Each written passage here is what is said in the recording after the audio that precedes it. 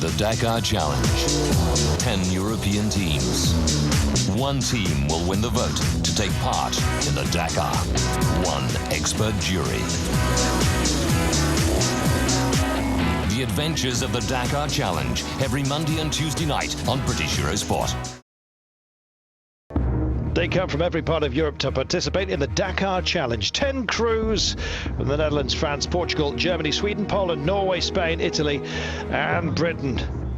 Andy Coley and Dan Pearce. The sense of adventure is one of the ultimate motorsport experiences. It's, you know, it is the biggest test of men and machine and teamwork, and it's more than a motor race. It's an adventure. It'd be fantastic. You lead down there anyway. Well, he dropped, he said, in such a way. And here come the Brits. Keep it high. Yeah. That's it. I think, all right. Yeah.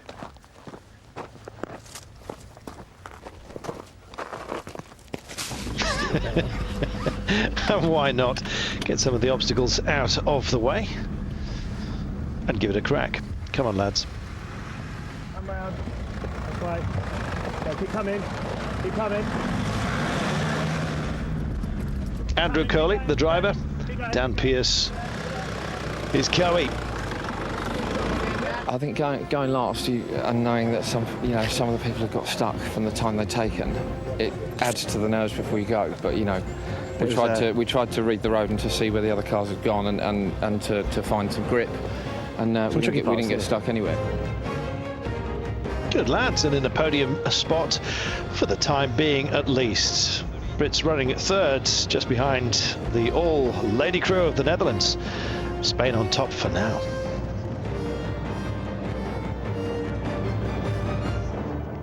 Welcome to the jury office. If you go to the Dakar Rally, what is the most important thing?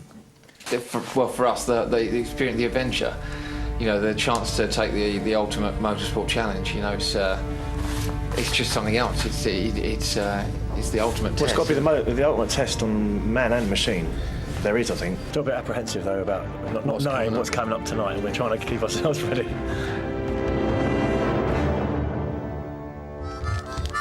So far, after day one, the Dakar Challenge looks like this, with Portugal ahead of Britain, Spain, Italy and the Netherlands. That's the bubble, don't forget.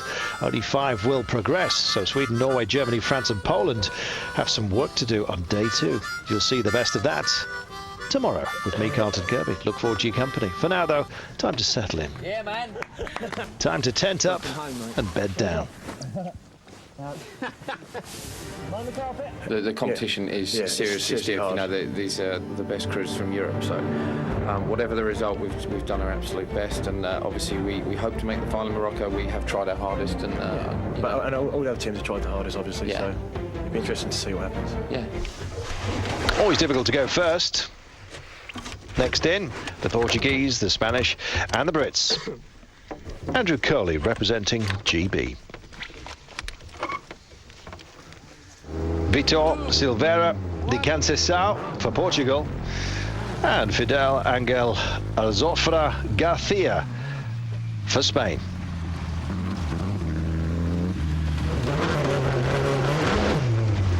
Well, setting a fast time is of course important, but staying on course and showing the jury good control of the vehicle is also important as well. There are no room for mistakes here. It's the last test before the verdict, the big one. Stay focused, stay balanced. Control is just as important as speed, and the jurors are watching.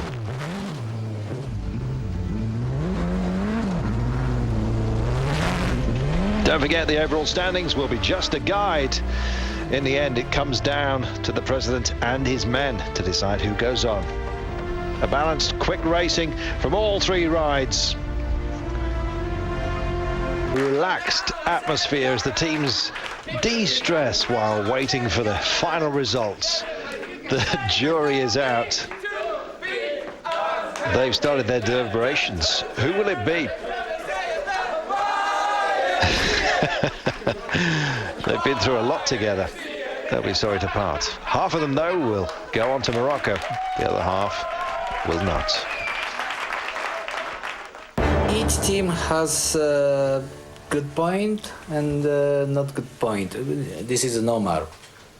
But which point is most important for the Dakar? That's hard to tell because it's, you know, all of the activities obviously are scored and they're looking obviously for you to score well in, but there's also a big emphasis on teamwork, so it will be interesting to see how the judges make the decision, I think. Yeah. And that decision is based on the four main elements: team spirit, endurance, solidarity, of course, and the sheer spirit of competition.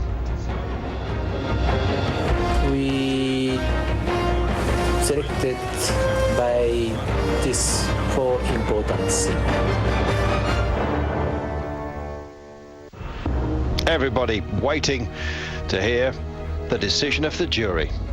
Who will be continuing on this fabulous Dakar Challenge adventure?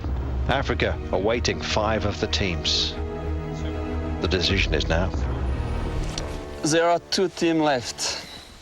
Number 9, Italy, and team number 10, England, and only 1 ticket for the final. Italy, you're physically a strong team with a very charismatic driver. England, you proved you have a strong sense of solidarity and very positive approach and behavior. The last tickets for the final goes to England. They did it. Spain, Sweden, Portugal, England, Norway move on to Morocco. Italy, France, Germany, Poland and the Netherlands will take no further part in the Dakar Challenge. It was tough, it was always going to be. Everybody knew it. Nobody wanted to say goodbye to anybody, but only 5 will progress. The other thing as well is you don't get to see the other teams, you know, so when they do the driving or, you know, the speed driving or the 4x4 trial, you can't see what they're doing, so it's hard for us to say if it's something they did wrong or if it's something we've done right, but I hope it's because we've had the right attitude towards the Dakar values and they've chosen, you know, us to be the crew that would survive. There were 10 teams, now there are only 5, but only 1 team will make its dream come true to take part in the Dakar Rally 2006. Last tickets for the final goes to England. The 5th and final crew qualified, the British. Andrew Coley behind the wheel, Dan Pearce in the right-hand seat. A charismatic team. They had a great start, great solidarity, but their energy levels seemed to drop off on the final day of the semis, and that might put them in danger on the Moroccan tracks.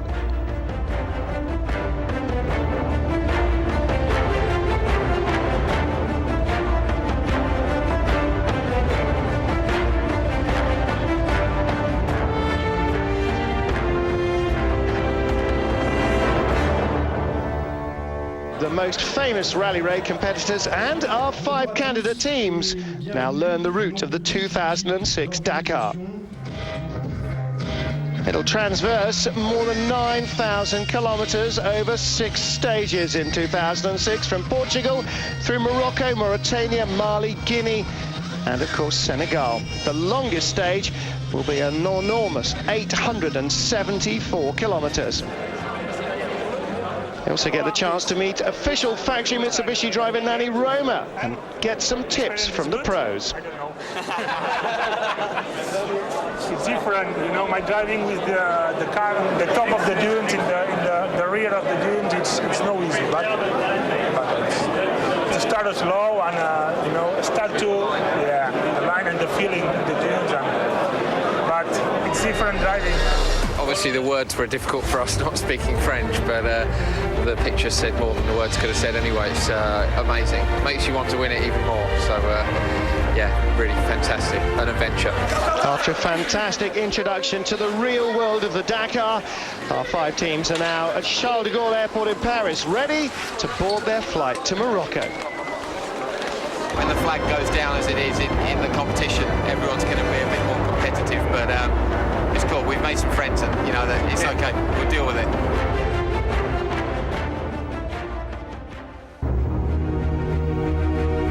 The Moroccan Desert is part of the legend of the Dakar. It's been a place where several major stages have been run over the years. Indeed, the rally has crossed Morocco and its sand dunes 10 times throughout its history. The competition has started once more. The four main values of the Dakar Challenge are still the same, and everybody's rankings are back at 0. I've stayed involved in motorsport over the last couple of years, although we haven't been competing so much. And when the opportunity for the Dakar came up, basically Danny was, there's no one else I'd do it with. It's everything to do with, we're on the same level in terms of the car and knowledge of it and fitness and just commitment to the whole thing. You know, he's the man and he's a really good mate. So if it's tough, I couldn't be with anyone who I trust more, basically. And I have to agree, you know, if the chips are down, there's no one I'd rather have by my side helping me in any aspect, whether it is my mental strain, physical strain, or problems with the car or anything. There's no one I'd rather have in an place. Next to go, the British team and the Norwegians below them in the picture.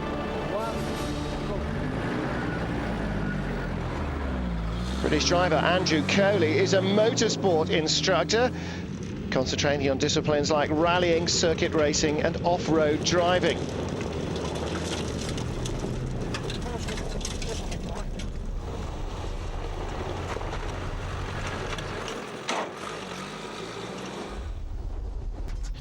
And it looks like a pretty balanced effort from both teams.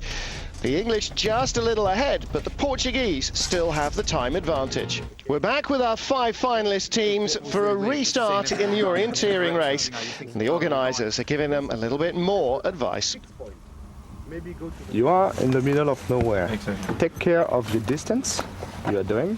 And also, when you are reading a cape, don't keep it necessarily as a fixed point. Maybe go to the next box on the road book and find the second cape and make a radius. Yes.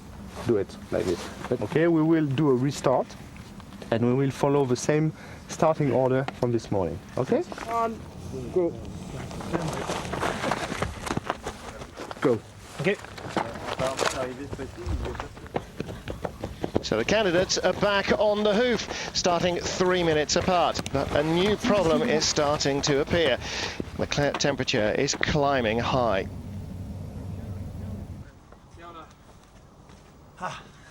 Bonjour.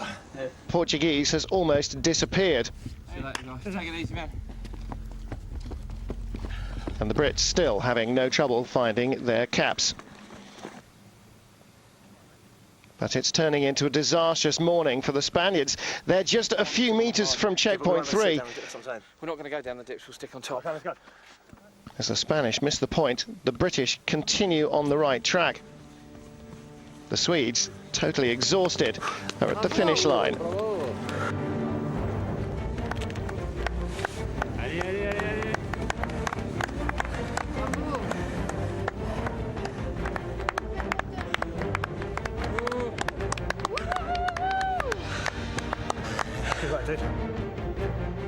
It's good, really good. Lovely running out here, to be honest. I don't know about in a couple of hours when the sun comes up properly. I think that'll be a bit...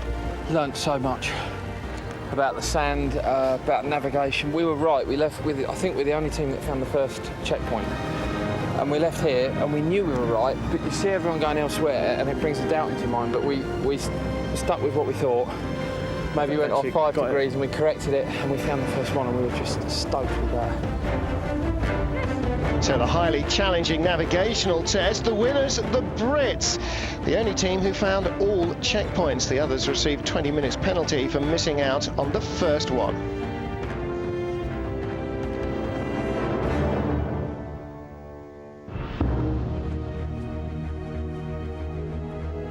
So the first days of tests are at an end. The jury now call the teams in one by one to evaluate the final crew's frame of mind, their determination and their motivation. What is the feel if you don't win this final test? What do you feel? Being at the press conference, seeing that, watching the film, and sitting amongst some of the top drivers in the world, and just I don't know, it's quite an honour to be there, if you know what I mean. Of course, it's an honour to be there. It's an honour to be here. It's, you know, to be so close and to miss out would, of course, will be hard. It'll be hard for everyone who misses out. So at the end of this first of the final of the Dakar days, the Swedish team have a narrow lead. The others still very close indeed. Great Britain in second place after that orienteering, and there's still everything to play for. And in the middle, the Brits, Andrew Coley and Dan Pearce, brilliant in the orienteering test during a good first day in the desert. They are second as they head into the final day of testing.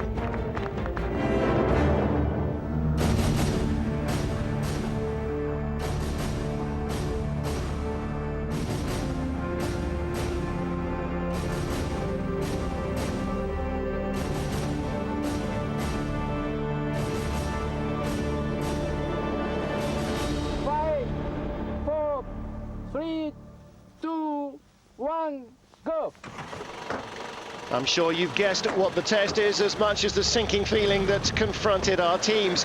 Getting out of the sand dune as fast as possible with one shovel and 2 sand plates. Well, there are some different strategies employed. Some try to gun the engine and drive their way out. They only dig themselves in furthest. Others go straight for the shovel and the plates. The Brits have a look at the situation and formulate their plan. But after a few minutes, everybody has realised there is only one way out of this. Get digging.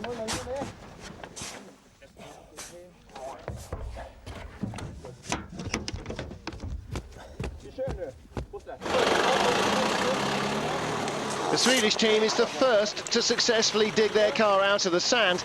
The others are still hard at work.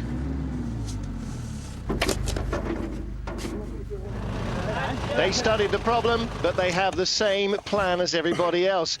Carry on digging. The British, the second to get their car out of the sand. So the result of this third desert test, the Spanish were fastest, ahead of the Swedish were fastest, ahead of the English and the Spanish.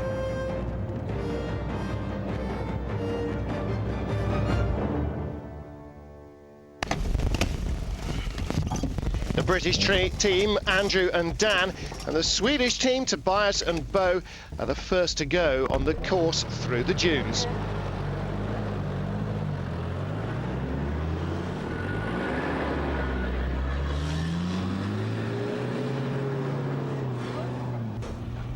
This is as close as they can experience to actually competing on the 2006 Dakar, and so far neither of our teams are hitting problems. Well, Holmstrand, the Swedish co-driver, prefers to take a look over the dune, since it's essential to try and anticipate which is likely to be the best route to avoid getting stuck.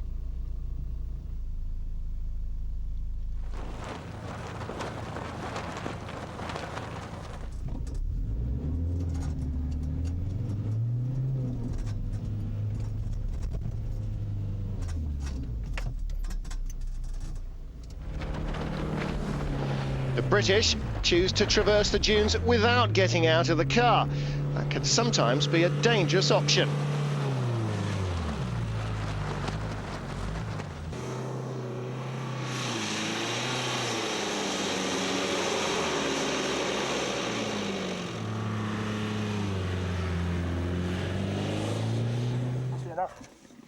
Soon the Brits learn the error of their ways. They're the first to get stuck. The digging commences. Meanwhile, the Swedes are carrying on without any problems.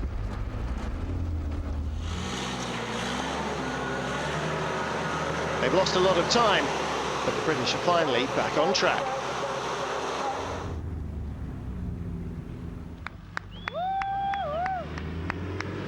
The Swedes finished the course with an excellent time of 8 minutes and 37 seconds.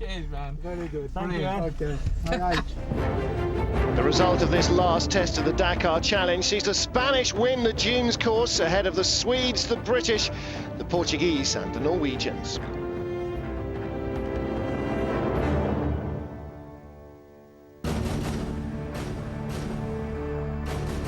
The die is cast. The jury gathers for their final deliberations to select the winner.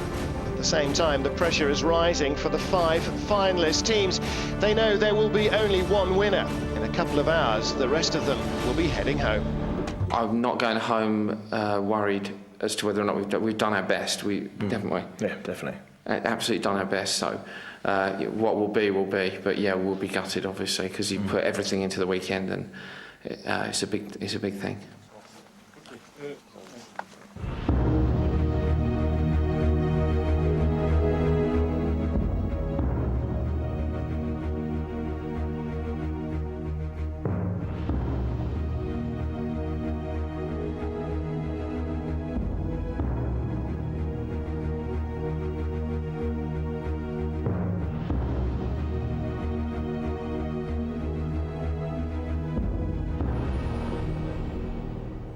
So it was very difficult to select, but now our selection is over. And the British, Andrew Coley and Dan Pearce. This unit has displayed the strongest solidarity, not just between themselves, but also with their competitors.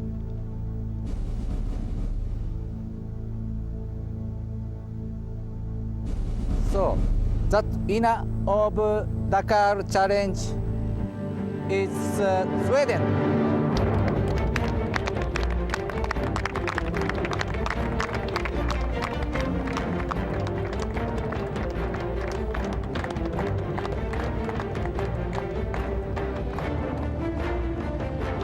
After a long and grueling selection progress, the winners of our Dakar Challenge 2006 are Tobias and Bo, our Swedes. Their prize, the Nissan Patrol for the Dakar.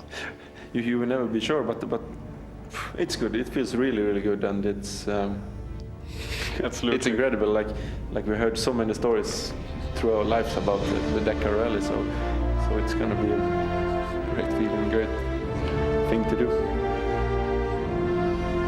What is the most important thing Dakar?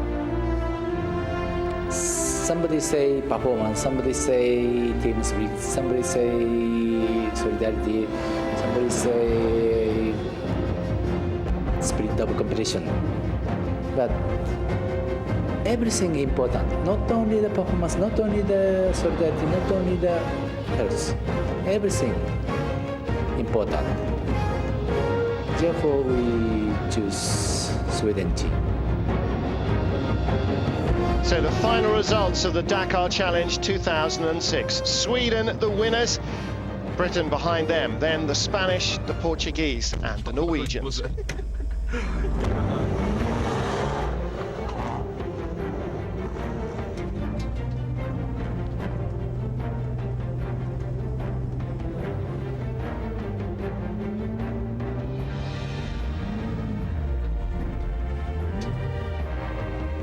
A chance to try out their new toy for the Dakar, but after just a few meters, the Swedes already have got their 250 horsepower, 4.8-litre Nissan Patrol stuck. They haven't even got to the start line. The others rush to help them. The spirit of the Dakar has not been forgotten.